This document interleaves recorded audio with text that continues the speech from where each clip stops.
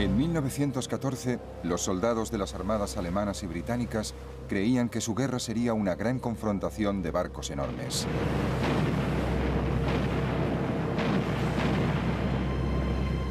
Pero en toda la guerra hubo solo un enfrentamiento naval.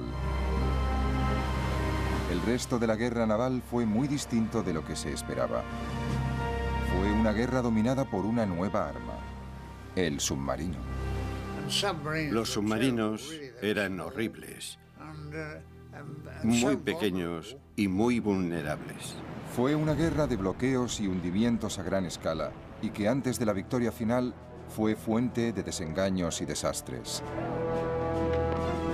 Sobre todo fue una guerra de innovación y avances tecnológicos sorprendentes, desde los cielos hasta la profundidad de los océanos.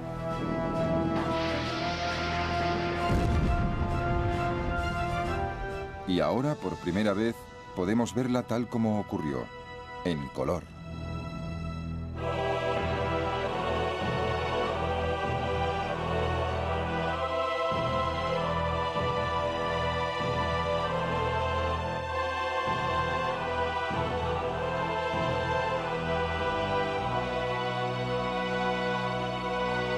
Primera Guerra Mundial en color.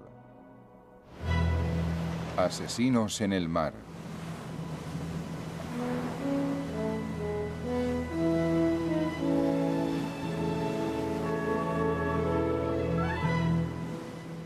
Desde la batalla de Trafalgar, la Armada Británica había dominado los mares. Las exhibiciones de antes de la guerra, como la revista de Spithead, servían para mostrar su poder. Recuerdo que asistí a la revista de Spithead y el puerto estaba lleno de barcos de todas clases. Era una maravilla. Nosotros éramos niños y estábamos muy emocionados. Miraras donde miraras, solo había chaquetas azules. Se veían marineros por todas partes. Éramos un país naval en esa época. Gran Bretaña era una isla pequeña que dependía del comercio, y para mantener las rutas comerciales abiertas y seguras necesitaba controlar el mar. Pero en la década anterior a la Primera Guerra Mundial, la supremacía naval británica se enfrentaba con otro desafío. Desde que se había convertido en emperador de Alemania en 1888, el Kaiser Guillermo II estaba decidido a construir un imperio de ultramar para competir con otras naciones europeas. Para lograr su imperio tenía que crear una armada. Las ambiciones del Kaiser y la decisión de Gran Bretaña de mantener la supremacía en el mar llevaron a una carrera armamentística naval muy costosa. La base de esa carrera era un nuevo tipo de nave de guerra diseñada por los británicos, construida por primera vez en 1905. El acorazado. Eran barcos enormes y superaban en armamento a todas las naves anteriores. El acorazado introducía dos cambios fundamentales en la tecnología de los barcos de guerra. Primero, sustituía el armamento principal de 4 cañones por un armamento de 8 o 10 cañones. Y en segundo lugar, introdujo poco a poco los motores de turbinas de gran potencia y aumentó la velocidad de la flota. Eso representaba un salto interestelar en las capacidades del barco. Y durante 8 años se sostuvo una carrera contrarreloj para construir barcos cada vez más grandes y más potentes para competir. El almirante Lord Fisher, inventor del acorazado, decía que ante él todas las demás naves perdían importancia. Lo único que importa es el número de acorazados. No importa quién quiera combatir con un acorazado. El acorazado se los traga enteros. Es como un armadillo ante una hormiga. El armadillo saca la lengua y lame las hormigas. Cuando se declaró la guerra en agosto de 1914, Alemania había construido 13 acorazados contra los 21 de Gran Bretaña. Los marinos de ambos bandos estaban deseando poner a prueba sus nuevas armas. Hay un gran entusiasmo y llegan reclutas cada día. Ojalá la flota alemana salga al mar. La borraríamos del mapa en 2 minutos. Fred Bundy era un cadete de 15 años cuando estalló la guerra. Yo sabía que el Kaiser era alguien con quien no debía tratarme y que si tenía ocasión de dispararle, le dispararía si tenía ocasión, vaya. En cuanto pudo, Fred Bundy se alistó a tiempo completo. Me pareció maravilloso. En la trinchera, por ejemplo, tenía que saltar para que me llenaran de plomo y esas cosas. Y si podía alistarme en la armada, los barcos siempre han sido mi sueño. Los alemanes también estaban igual de emocionados. En 1914 el marinero Richard Stumpf esperaba con el resto de la flota alemana de alta mar. La alegría y la emoción no tenían límites y duraron hasta entrada la noche. Lo que tanto habíamos esperado y temido se había hecho realidad. Habíamos construido una armada para luchar contra esos ingleses falsos y traidores. Pero el coste y el prestigio de los acorazados tuvieron un efecto sorprendente. Nadie podía permitirse perder uno. El almirante John Jellicoe, comandante de la gran flota, anclada en la base de Scapa Flow, no quería ni dejarlo salir del puerto. Si hay probabilidades de destruir barcos pesados del enemigo, está muy bien correr ciertos riesgos, pero a no ser que las probabilidades sean bastante altas, no creo que debamos correr ese tipo de riesgos. Su miedo principal era que si sacaba esa flota de combate tan carísima al mar y perdía una batalla, es posible que, tal como él decía, perdiera la guerra en una tarde. Así que teníamos dos flotas ancladas en los puertos, en sus cuarteles generales y bases oponiéndose mutuamente, y que, en cierto modo, estaban en punto muerto porque ni siquiera se hacían a la mar. Tuvieron tanto cuidado que hasta al cabo de 2 años de guerra, las flotas de ambos bandos no se enfrentaron en una batalla de verdad. Mientras los acorazados se quedaban en el puerto, el resto de la Armada Británica se dedicó a matar de hambre a Alemania organizando un bloqueo y cortándoles el comercio con el mundo exterior. Dado que tenían una flota mucho más grande de cruceros y destructores, los británicos pronto se hicieron con el control del Mar del Norte y consiguieron interceptar todos los barcos mercantes de los países neutrales que se dirigían a puertos alemanes. Los británicos sencillamente anclaban el barco neutral en uno de sus puertos y compraban el cargamento para su propio uso. Los neutrales no se disgustaban demasiado. Se reducía el tiempo de viaje, volvían antes a casa y les pagaban todo el cargamento. Nadie se lo tomaba mal, solo los alemanes. Los marineros alemanes tenían que conformarse con ver cómo la superioridad naval permitía a Gran Bretaña habituallarse para la guerra, mientras su país tenía que sufrir. Cuando veíamos la cantidad de barcos que llegaban a Gran Bretaña, cuando veíamos cómo se esforzaba el enemigo en importar desde todos los puntos del planeta los materiales que alimentaban sus energías para luchar contra nosotros, es como si viéramos nuestra sentencia.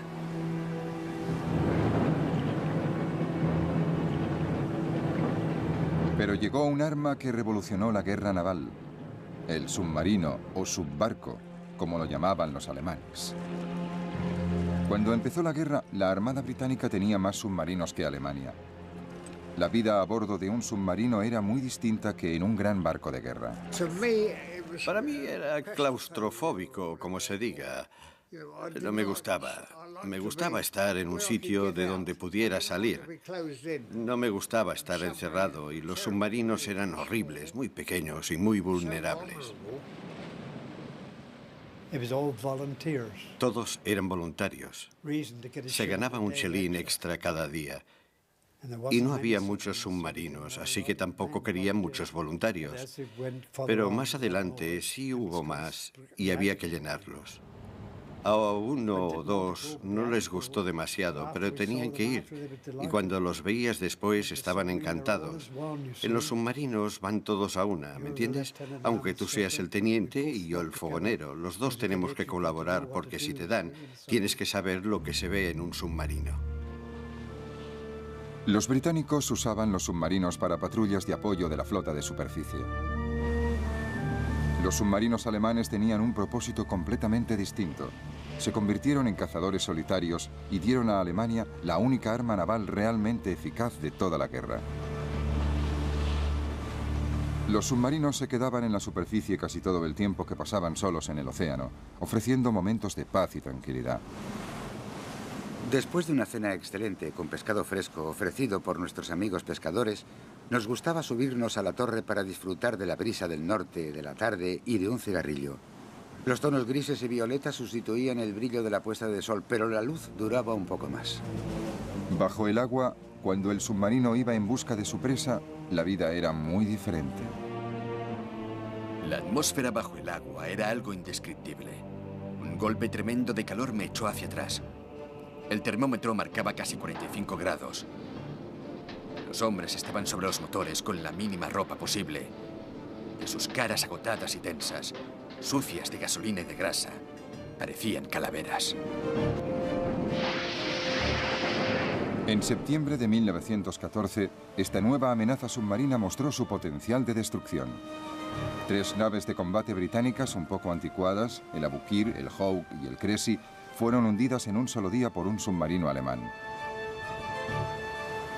Un guardiamarina británico escribió a su casa contando cómo sobrevivió. Querida abuela, he vivido algo muy emocionante.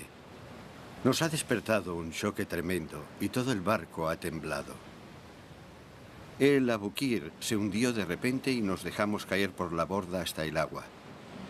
Nadé hasta el Hawk y estaba subiendo a bordo cuando también lo atacaron y se hundió en 3 minutos. Entonces nadé hasta el Cressy y allí me dieron una taza de chocolate, pero cuando la terminaba lo hundieron también. Volví a saltar y me recogieron cuando llevaba 3 horas en el agua. Otros 1.400 marinos perdieron la vida. El submarino conseguía acercarse a su objetivo sin ser visto. Pero cuando se trataba de mercantes, el factor sorpresa pasaba de ser una cualidad única a convertirse en un problema legal y diplomático. Según las leyes internacionales, un barco de guerra atacante de cualquier bando debía dar señales de aviso a los mercantes para que se detuvieran, abordarlos e inspeccionar el cargamento. Si el cargamento resultaba ser una ayuda para el enemigo, el atacante estaba obligado a dejar que la tripulación mercante abandonara el barco sana y salva. Solo entonces podían hundirlo. Naturalmente, detener a los barcos y seguir todo el procedimiento robaba a los submarinos todas las ventajas que tenían al atacar barcos mercantes. Era un arma traicionera, un arma indigna de los británicos, como dijo un comentarista británico. Los comandantes de submarinos, frustrados, empezaron a saltarse las reglas, hundiendo barcos mercantes sin previo aviso, pero alegando que sus objetivos transportaban munición o incluso que eran los británicos quienes los hundían y no ellos. La propaganda alemana intentó convencer al mundo que seguían respetando la ley y que incluso remolcaban barcos mercantes hasta un puerto seguro. A principios de 1915, la farsa se acabó. El Kaiser y sus comandantes decidieron dar carta blanca a los submarinos. La guerra en las trincheras del frente occidental estaba en punto muerto. Los alemanes no lograban ningún avance contra los británicos y franceses en tierra. La única forma de avanzar era cortarle a Gran Bretaña las rutas comerciales que le daban la vida. El 22 de febrero, Alemania declaró la guerra submarina sin restricciones.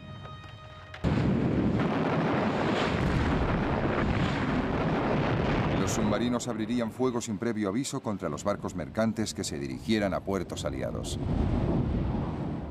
La guerra submarina sin restricciones era como un último recurso. Se decían, intentémoslo, a lo mejor funciona. Hay una cierta desesperación. Creo que la Armada alemana pensaba que no estaban consiguiendo lo que pensaban que conseguirían. No estaban luchando con acorazados, pero pensaban que si no hacían algo, los soldados del frente occidental dirían, ¿para qué estamos luchando y muriendo cuando la Armada no hace nada? Para las tripulaciones de los submarinos fue un alivio y una celebración. Por fin ha llegado. Se ha declarado la guerra submarina sin restricciones. Nos hemos librado de un peso que hemos cargado desde el día que estalló la guerra.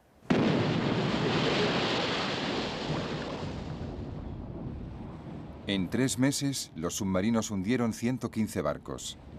Pero entonces un submarino llegó demasiado lejos.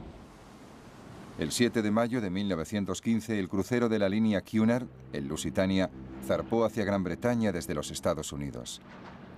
Alice Drury, niñera de una familia norteamericana, cuidaba a su bebé cuando llegó el impacto del primer torpedo alemán. Cogí el Moisés con el niño dentro. Stuart también estaba en la cabina y gritaba: «No quiero ahogarme, no quiero ahogarme». Y me acerqué a él y le dije: «Agárrate a mí, pase lo que pase». La otra niñera me preguntó: «¿Y yo qué hago?». Y yo dije: «Cuida del niño». No les volví a ver jamás, ni a ella ni a Bunny. Más de 1.200 personas se ahogaron en el Lusitania. Les dio a los británicos una auténtica ventaja que explotaron muy eficazmente. La propaganda británica en la guerra era una de sus principales armas, y el objetivo principal era la opinión pública en los Estados Unidos. El Lusitania fue un regalo del cielo para los británicos. Es lo más estúpido que podían haber hecho los alemanes. El hundimiento del Lusitania demuestra un desprecio por las opiniones del mundo en general y de este país en particular, que solo se comprende suponiendo que la sed de sangre ha vencido a la razón. La indignación recayó en gran parte en el propio Kaiser. Fue una crueldad. No debería haber ocurrido. Si hubiera sido un buen hombre, habría dicho: está lleno de civiles, ¿para qué voy a hundirlo? Dejaré que vaya donde tenga que ir. Es lo que habría pensado yo. Mis sentimientos habrían sido esos, pero los suyos no. Lo único que pretendía era darles un buen escarmiento a los ingleses, demostrarles que no era un juego, que iba en serio. El escándalo del hundimiento del Lusitania convenció a Alemania de que debía volver a atenerse a las leyes internacionales. Pero la frustración volvió a aumentar. En noviembre de 1915, el comandante en jefe de la Armada alemana escribió: El submarino no puede perdonar la vida a la tripulación de los barcos de vapor. Debe mandarlos al fondo con sus naves. Así se alertará a todas las líneas marítimas y el peligro que correrán las vidas de sus tripulaciones será un buen motivo para que cese todo el comercio naval con Inglaterra en muy poco tiempo. La gravedad de la situación exige que dejemos a un lado los escrúpulos.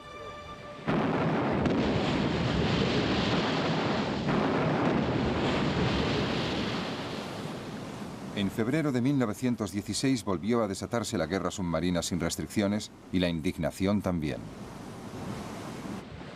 Tal como se ha demostrado en las últimas semanas, no pueden usarse submarinos contra los barcos mercantes sin violar toda una serie de principios sagrados de justicia y humanidad.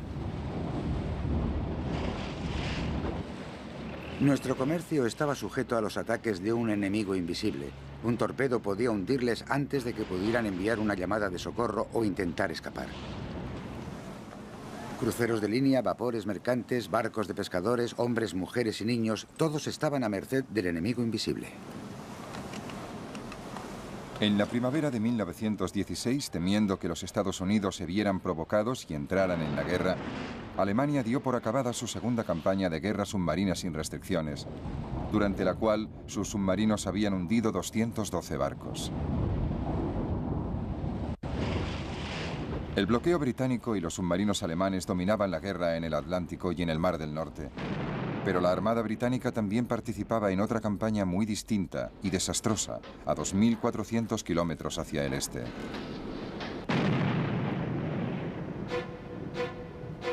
Cuando estalló la guerra, el hombre que estaba a cargo de la Armada Británica era el jefe primero del almirantazgo, Winston Churchill.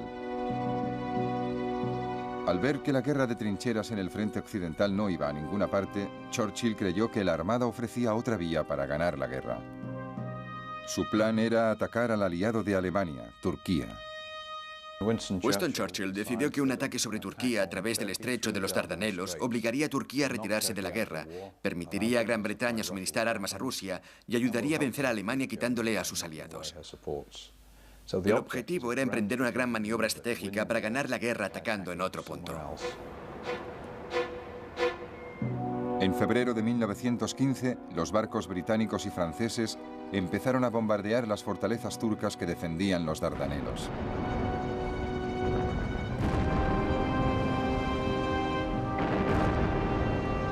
Pero esas naves de combate anticuadas, anteriores a los acorazados, se llevaron una sorpresa muy desagradable. Los turcos habían colocado una fila de minas justo por donde iba a maniobrar la flota aliada, las anticuadas naves de combate francesas y británicas. El resultado fue que se hundieron 3 barcos, se perdieron cientos de vidas y el prestigio británico sufrió un duro golpe. Los marinos aliados se dieron cuenta de que eran un blanco fácil. Hoy nos hemos enfrentado a la muerte, pero gracias a la bondad divina volvimos sin sufrir bajas. Aunque la mayoría de los marinos no pensaron que fuera gracias a la bondad divina, sino que llevábamos 3 botes salvavidas a bordo. Los dragaminas intentaron limpiar el campo de minas. Lo consiguieron solo en parte, pero finalmente los fuertes quedaron silenciados.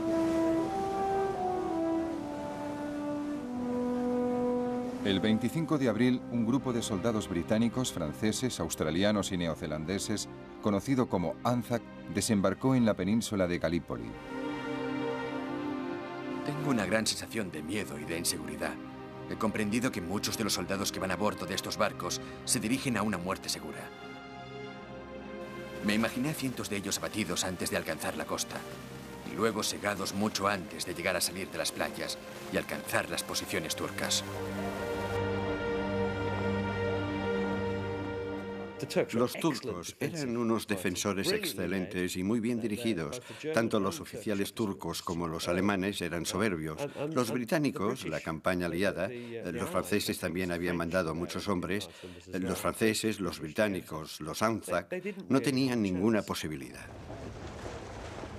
La operación en tierra resultó un desastre. En 8 meses, los aliados perdieron a 250.000 hombres, 110.000 muertos y 140.000 heridos.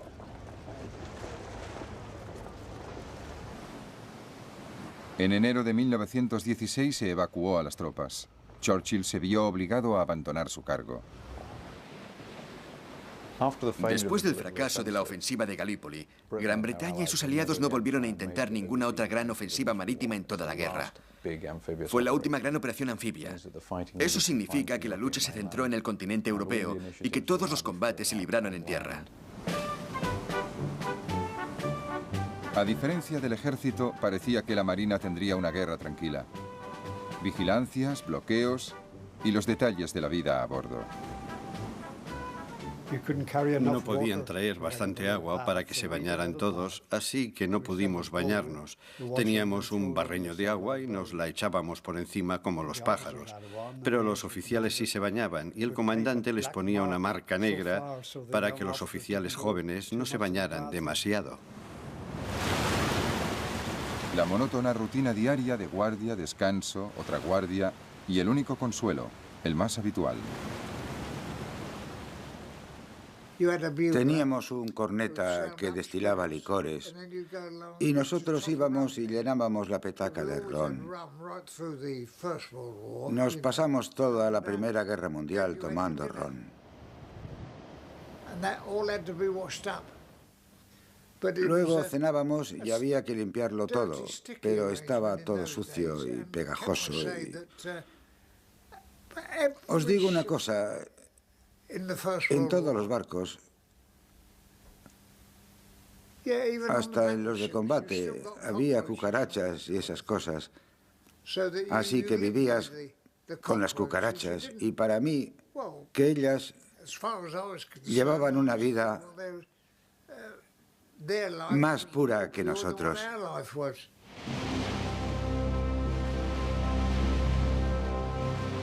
En 1916, la rutina diaria fue interrumpida por poco tiempo, pero muy bruscamente. Cuando Alemania declaró la segunda campaña de guerra submarina sin restricciones, vio que necesitaba una nueva táctica naval y nombró a un nuevo comandante en jefe de la Armada muy agresivo, el almirante Reinhard von Scheer. La guerra en el frente occidental entraba en su fase más sangrienta. Desde el mes de febrero, los soldados alemanes y los franceses luchaban por la ciudad fronteriza de Verdún y cada bando sufrió 350.000 bajas.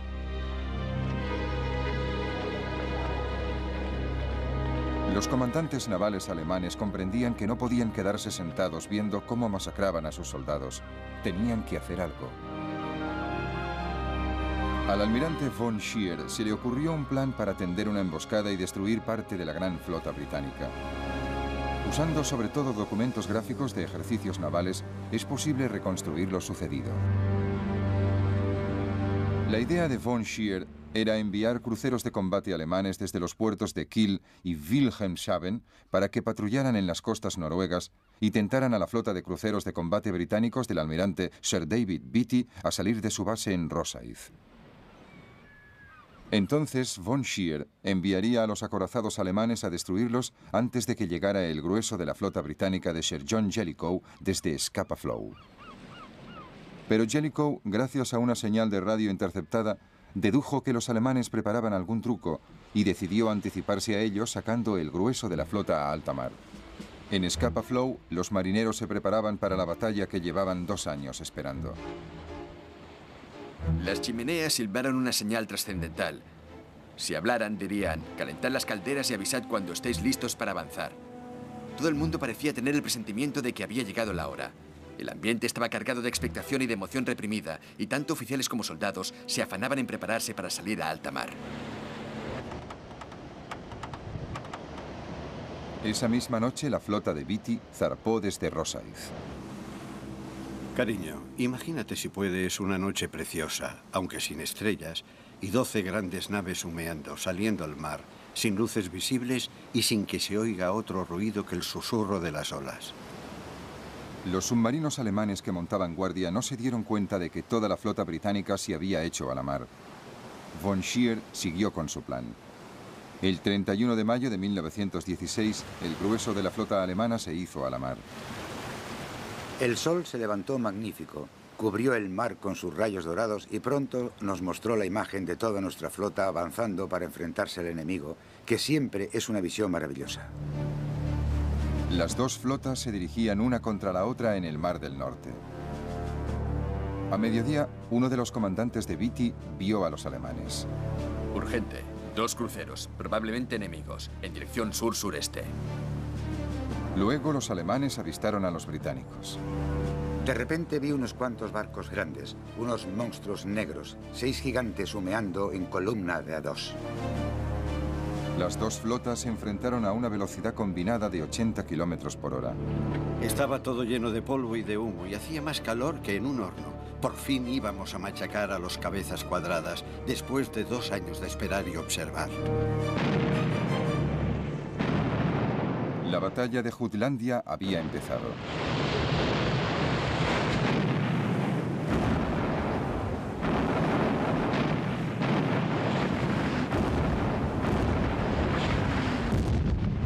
La primera parte fue un gran desastre para los británicos. Por desgracia para Beatty, sus barcos no disparaban muy bien. Tenían la desventaja de la luz y el tiempo, pero no se habían ejercitado demasiado y las naves de combate alemanas tenían una potencia de armas superior. 2 barcos británicos, el Queen Mary y el Indefatigable, estallan y se hunden, perdiendo a casi todas sus tripulaciones. Oímos una explosión tremenda que hizo estallar la proa. Luego oí otra explosión.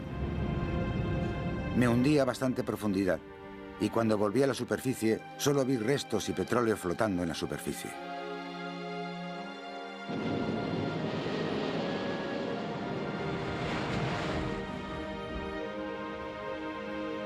Estaba junto a Sir David Beatty y nos volvimos para ver ese desagradable espectáculo. Se volvió hacia mí y me dijo: parece que hoy están fallando nuestros malditos barcos. El problema no eran los barcos, sino la forma que tenían Beatty y su escuadra de usarlos. La velocidad era lo principal, así que las precauciones de seguridad que se introdujeron, como las puertas que se cerraban y había que abrir, eran un estorbo. Además, habían pasillos cerrados. Un impacto en una torreta podía producir una explosión cuya onda llegaría instantáneamente hasta la Santa Bárbara, donde había 120 toneladas de explosivo listas para estallar. Las consecuencias eran devastadoras. El barco entero estallaba, y eso fue lo que ocurrió con el Infatigable y el Queen Mary.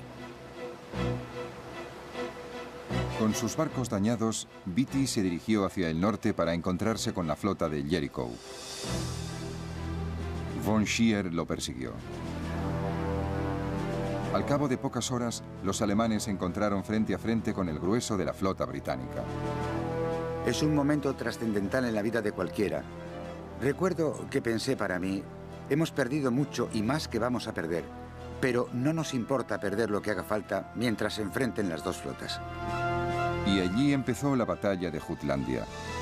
Entonces la Marina británica demostró su superioridad.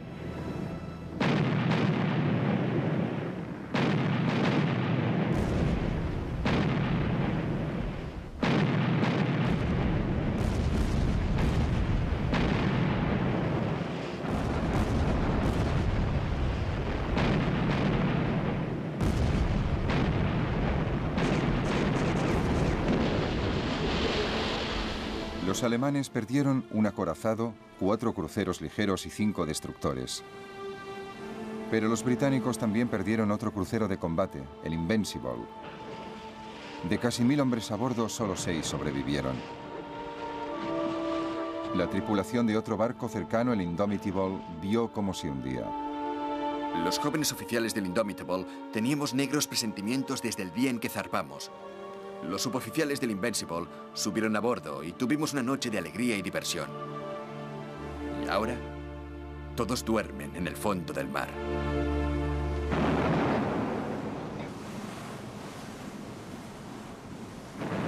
Al anochecer resultaba todavía más difícil afinar la puntería, pero ambas flotas siguieron bombardeándose mutuamente.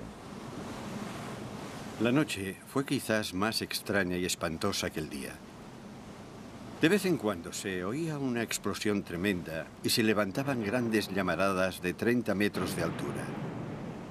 Estos ataques duraron toda la noche, hasta el amanecer.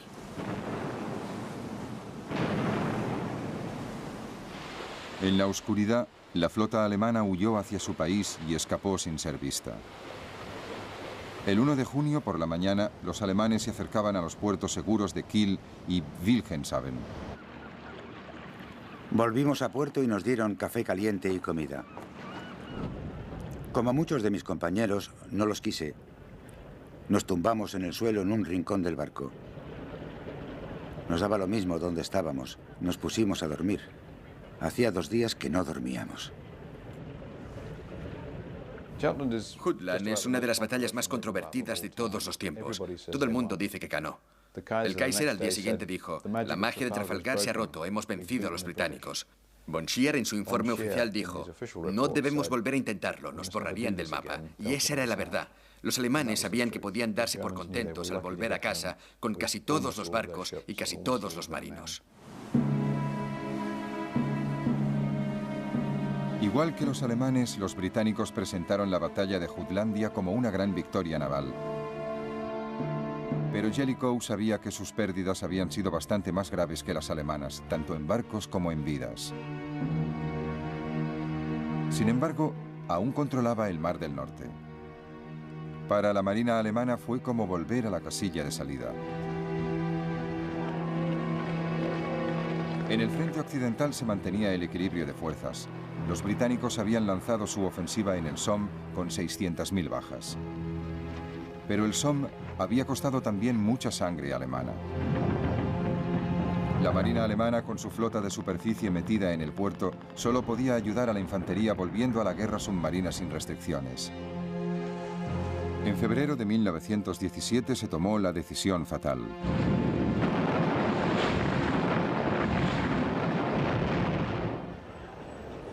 En los Estados Unidos el impacto fue espectacular. Unos meses antes, Woodrow Wilson había sido reelegido presidente de los Estados Unidos porque decía a su país que no podían seguir aislados de la catástrofe que tenía lugar al otro lado del Atlántico. En esta elección nos jugamos mucho más que los asuntos domésticos. Y en la situación mundial hay en juego mucho más de lo que se imagina nuestra gente. El equilibrio democrático está en peligro. Y su destino se juega no solo aquí, sino en todo el mundo. Después de la declaración alemana de guerra submarina sin restricciones, Wilson, envalentonado por su nuevo mandato electoral, le lanzó a Alemania un ultimátum. Los alemanes no le hicieron caso y aumentaron la producción de submarinos. Ya tenían 110 en el mar. Si no queremos desangrarnos hasta la muerte, debemos aprovechar al máximo nuestros submarinos como arma de guerra para destruir la vitalidad de Inglaterra. Durante los meses de febrero y marzo de 1917, los submarinos lograron hundir por lo menos 500 barcos.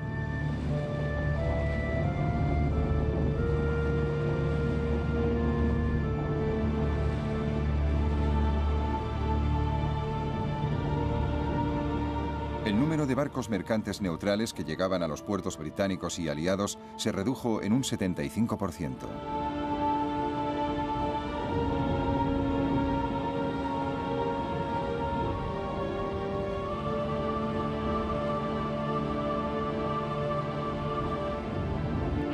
Algunos capitanes de submarino alcanzaron unas cifras de barcos hundidos increíbles.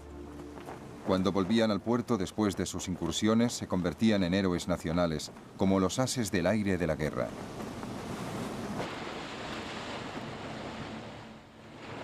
Los alemanes usaron toda clase de trucos propagandísticos para ensalzar como héroes a los capitanes de submarino y a su tripulación. Ondeaban banderas, mostraban emblemas de la cantidad de barcos que habían hundido, hacían reportajes sobre ellos. Les convirtieron en héroes del celuloide. ¿Y este barquito gris que acaba de sumergirse bajo las olas ha logrado todas esas victorias? ¿Es posible? ¿Podríais imaginaros que una nave tan pequeña e insignificante interrumpiera la misión de toda una flota grande y poderosa? Como envidio a los hombres de su tripulación. El éxito de los submarinos alemanes provocó racionamientos de comida en Gran Bretaña. Incluso las tropas del frente occidental tuvieron que apretarse el cinturón. 1917 fue una mala época para los aliados. Pero los Estados Unidos estaban cada vez más cerca de la guerra.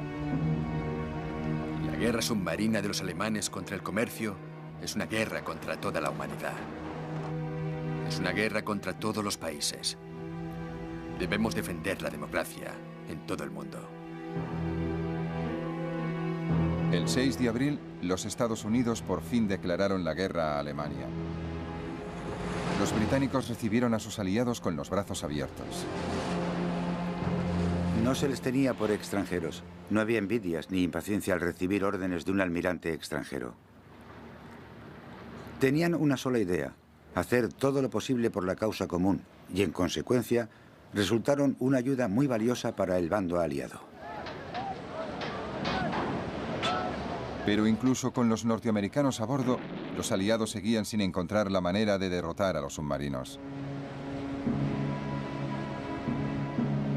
Los submarinos alemanes seguían atacando a los barcos británicos. Una táctica que se empleaba era reunir a los mercantes en caravanas escoltadas por barcos de guerra. Pero esa táctica era puramente defensiva. Para atacar a los submarinos antes había que localizarlos. Se empezaron a usar aviones para localizar a los submarinos que, a pesar de todo, tenían que estar casi siempre en la superficie. Los aviones tenían una autonomía de 2.400 kilómetros y podían volar casi 50 horas seguidas.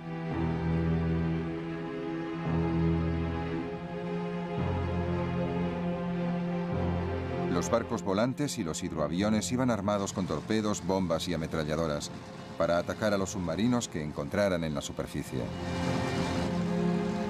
Nos atacó un avión. Se acercó a nosotros aprovechando que el sol nos deslumbraba y como tarjeta de visita nos soltó una carga de bombas que podía habernos costado la vida.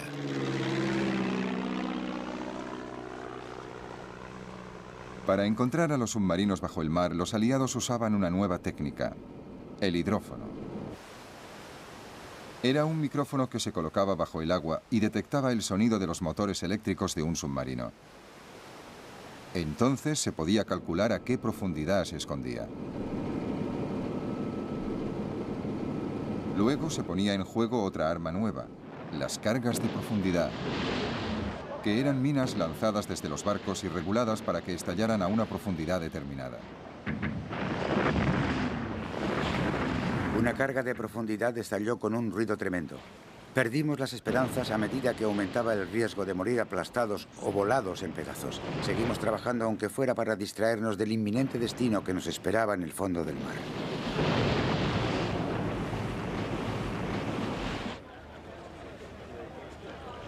Otra idea británica fue la barrera de Dover, una barrera de redes y minas calculada para detener a los submarinos que atravesaran el canal. Los campos de minas empezaron a proliferar por el Mar del Norte. En 1918 los aliados colocaron 70.000 minas para evitar que los submarinos alemanes pudieran penetrar en el Atlántico. Resulta muy desagradable cuando el barco choca con el cable escondido de una mina. Y la muerte salta y choca contra la quilla.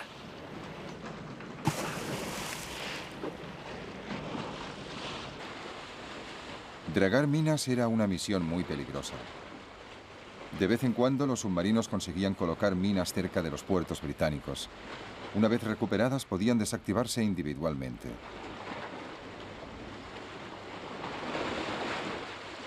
En el mar entró en funciones la figura del dragaminas, que empezaron siendo barcos de pesca de arrastre adaptados. Preguntad a cualquiera que sirviera en el mar entre 1914 y 1918 cuál era el trabajo más peligroso, monótono y desagradable de toda la guerra naval. 9 de cada 10 os responderán: el de los dragaminas. Se usaban cables para cortar las amarras de las minas y luego se destruían con disparos de rifle.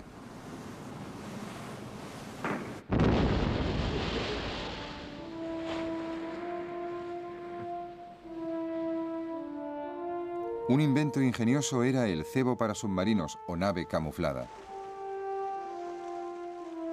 No había señales de vida a bordo.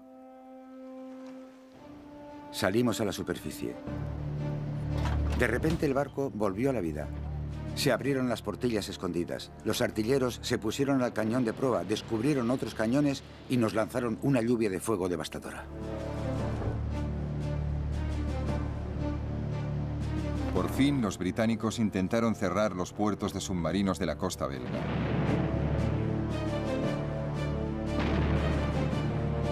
Se enviaron unas naves muy extrañas, que eran poco más que plataformas para ametralladoras del 38, para abrir fuego contra las baterías de ametralladoras alemanas que protegían los puertos de los submarinos. En abril de 1918, los alemanes atacaron el puerto de Zeebrugge. Los aliados hundieron deliberadamente 3 barcos viejos en la entrada del puerto para que los submarinos no pudieran entrar ni salir.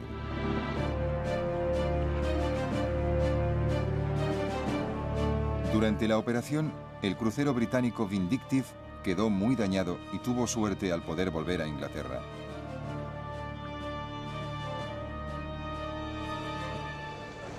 A principios de 1918, esta combinación de estrategias logró controlar la amenaza de los submarinos.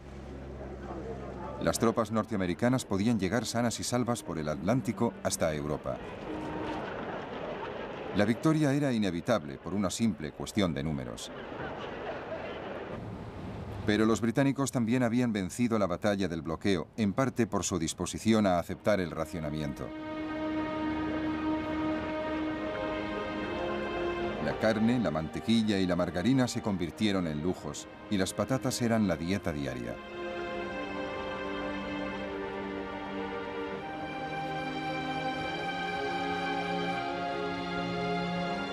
Alemania nunca introdujo el racionamiento, y por eso hacia el final de la guerra la comida y las provisiones escaseaban. La guerra total se basa en usar lo más eficazmente posible los recursos del país. En la Primera Guerra Mundial, los alemanes usaron sus recursos de una forma muy poco eficaz. Sacaron a todos sus agricultores del campo y los enrolaron en el ejército y los usaron para la batalla. No les sustituyeron. La productividad agrícola se vino abajo. No movilizaron su fuerza de trabajo femenina. Apenas movilizaron ninguna otra fuerza de trabajo disponible. La producción agrícola se vino abajo. Entonces tuvieron que importar comida. El bloqueo británico hizo que no pudieran importar comida. Poco a poco, las raciones de los alemanes se fueron recortando. Y si al principio comían muchas grasas animales, al final vivían solo de nabos.